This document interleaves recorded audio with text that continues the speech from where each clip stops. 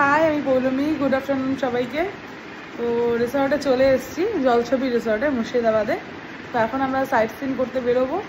তো রেডি হয়ে আমি আর আমার পতিদেব বসে আছি।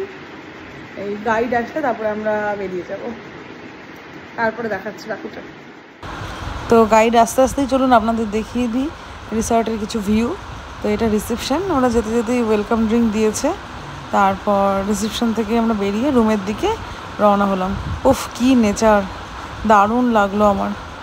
আগে মুর্শিদাবাদে এত রিসর্ট ছিলই না, এখন ভীষণ সুন্দর করেছে। এরকম নদীর ধারে এই বাচ্চাদের জন্য রয়েছে দোলনা, তার সাথে বসার জায়গা, তার সাথে আমরা চলে যাচ্ছি আমাদের রুমের দিকে।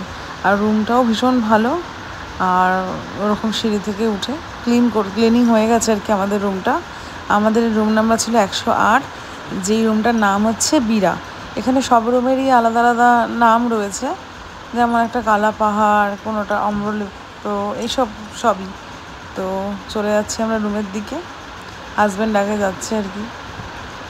তো ওই চুজ করেছে রিসর্ট, আমি না।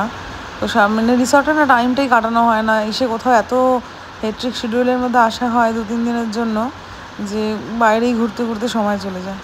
যাই হোক, তারপরে চলে আসলাম রুমে। ওরকম কী বলে এটাকে, শীতল পাটি দিয়ে ওপরটা সাজানো, তার নিচে এরকম বেড, আর হচ্ছে সমস্ত কিছু আছে, টি টেবিল, ডাইনিং টেবিল থেকে শুরু করে মানে আলমারি, ফ্রিজ, ওদিকে মিরর, সমস্ত কিছু। আর সব থেকে বেশি যেটা ভালো লেগেছে সেটা হচ্ছে এখানকার ব্যালকনিটা এত সুন্দর না, ফুলেই এখানে একদম।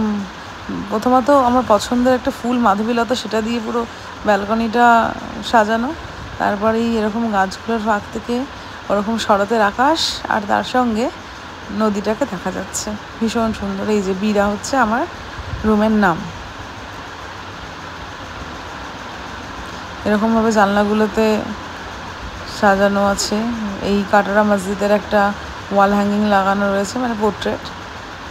আর ফ্রিজটা দেখুন, তা আবার কভার আপ করা। এত রিসর্টে যাই এরকম সুন্দর লাগলো।